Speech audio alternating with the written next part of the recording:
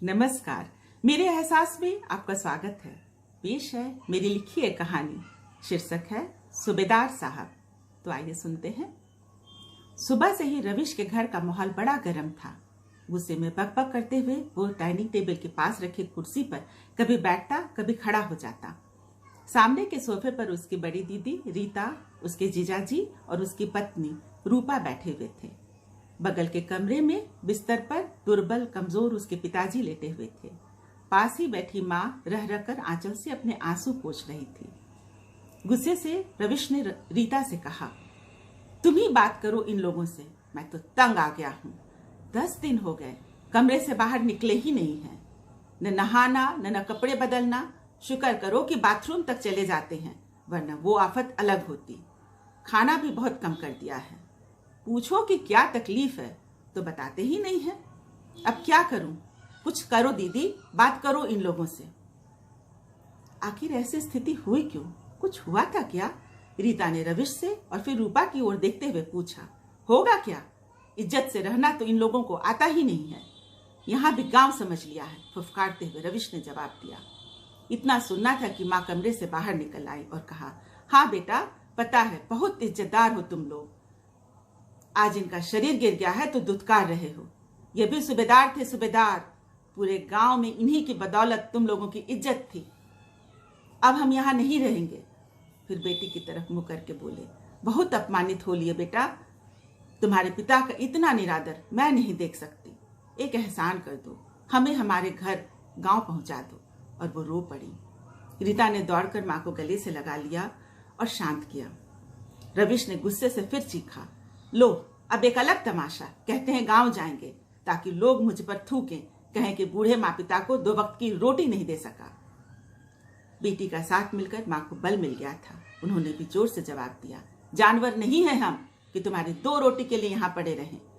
इंसान को रोटी के साथ इज्जत और प्रेम की भी जरूरत होती है। बहुत देर तक बहस चलती रही, पर माँ अड़ी रही अपने पति के साथ गांव जाने के लिए। दूसरे दिन रीता माँ पिताजी को लेकर गांव चली आई। गांव के दरवाजे पर गाड़ी रुकते ही पूरे गांव में खुशी की लहर दौड़ गई। राम राम सूबेदार साहब, राम राम मलकिनी, कहते हुए लोग आने लगे। 2 वर्षों में यह पहचान उन लोगों ने जैसे खो ही दिया था। अपनों की बोली सुनकर दोनों के चेहरे खिल उठे। 2 दिन वहां रुककर रीता सर ने सब कुछ व्यवस्थित कर दिया। एक आदमी उन लोगों की देखभाल के लिए रख दिया। उसका घर पास के ही शहर में था। फिर आऊंगी कहकर वो चली गई। रविश के पिताजी फौज में सूबेदार थे। लंबा कद, गठीला बदन, रोबीली आवाज, बहुत दयालु, ईमानदार और मिलनसार थे। पूरे गांव में उनकी बहुत इज्जत थी। अवकाश प्राप्त करने के बाद वो गांव में ही रहने लगे थे। बड़ी बेटी रीता और छोटे बेटे रविश दोनों को छात्रावास में रखकर उन्होंने अच्छी तालीम दिलवाया था। बेटी को बड़े ऊंचे घर में ब्याह था। बेटे के भी अच्छी सरकारी नौकरी थी। उसी के अनुरूप बड़े घर से बहू ब्याह कर लाए थे। सुखी संपन्न परिवार था उनका। लेकिन परिवर्तन तो प्रकृति का नियम है। समय के साथ बच्चों का जीवन सुखमय होने लगा और सूबेदार साहब और उनकी पत्नी का बुढ़ापा आने लगा। यूं तो दोनों को कोई खास बीमारी नहीं थी, पर बुढ़ापा अपने में 1000 परेशानियां लेकर आता है। कुछ न कुछ हर दिन लगा ही रहता था।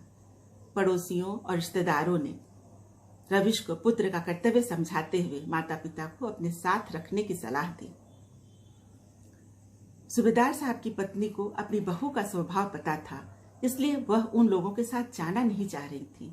पर सूबेदार साहब को अपने बेटे पर बड़ा गर्व था। पैसे की कोई कमी तो थी नहीं। उन्हें पूरा यकीन था कि बेटा और बहू उन दोनों को बड़े अच्छे से रखेंगे। कुछ महीने तो बड़े अच्छे से गुजरे। उसके बाद बहू को उन लोगों का वहां रहना बोझ लगने लगा। उनकी बातें जहर सी लगने लगी। घर में कलह शुरू हो गया। वो पति के कान भरने लगी। रोज दिन के किचकिच से तंग आकर रविश के स्वभाव में भी बदलाव आने लगा। वो भी बात बात पर माता पिता को छिड़क दिया करता था। तिरस्कार से सूबेदार साहब का आत्मविश्वास कुंठित होने लगा। दोनों बहुत दुखी रहने लगे। कहते हैं शारीरिक रोग से मानसिक दुख आदमी को ज्यादा कमजोर कर देता है। 2 ही वर्ष में दोनों बहुत कमजोर हो गए। सूबेदार साहब रोज सुबह पास के पार्क में टहलने जाया करते थे। वहां कुछ लोगों से उनकी दोस्ती हो गई थी। 5 दिनों से कमजोरी की वजह से वो पार्क में नहीं जा रहे थे। छठे दिन उनसे मिलने उनके घर सिन्हा साहब चले आए। सिन्हा साहब का बेटा रविश के ऑफिस में नीचे पोस्ट पर काम करता था। रविश ने उन्हें दरवाजे से ही वापस भेज दिया। फिर दोनों पति पत्नी मिलकर सूबेदार साहब पर चिल्लाने लगे। छोटे पोस्ट पर काम करने वाले के परिवार के साथ मेलजोल उन्हें अपनी शान के खिलाफ लग रहा था। सूबेदार साहब उन्हें समझाते रहे कि सिन्हा साहब का बेटा जो भी काम करता हो, पर सिन्हा साहब फौज में बड़े ऊंचे पोस्ट पर थे। पर उनकी बात को अनसुनी कर दोनों ने बहुत देर तक उन्हें खरी खोटी सुनाया। गांव में उनके दरवाजे पर अगर राहगीर भी रुक जाता था तो बगैर पानी पिलाए वो जाने नहीं देते थे। अपने दोस्त का यूं दरवाजे से लौट जाना उन्हें बहुत बुरा लगा। इस अपमान को वो सह नहीं सके और उन्होंने बिस्तर पकड़ लिया था। गर्मी का कुमलाया वह पौधा जैसे बारिश की बूंदों के साथ खिल उठता है, उसी तरह सूबेदार साहब गांव के अपने घर में मान सम्मान और प्रेम मिलने से 2 ही दिनों में जीवंत हो उठे। बेटी के जाने के बाद उनकी पत्नी ने कहा, बाल्टी में पानी रखा है, कई दिनों से आपने नहाया नहीं है, नहा लीजिए, आपकी पसंद का खाना भी तैयार है, मक्के की रोटी और मछली। सूबेदार साहब ने पास के कुएं की ओर देखते हुए कहा, बाल्टी से नहीं, आज तो जी कर रहा है कोई उस कुएं से पानी भरकर मेरे ऊपर गिराता जाता और मैं जी भर कर नहाता। ये कौन सी बड़ी बात है, चलिए मैं खींचे देती हूँ पानी। तुम कुएं से पानी खींच पाओगी? विस्मय से सूबेदार साहब ने कहा, क्यों नहीं, आखिर मैं भी सूबेदार की बीबी हूँ। हंसते हुए उन्होंने जवाब दिया। कुएं से पानी खींचकर वो सूबेदार साहब के ऊपर डालने लगी।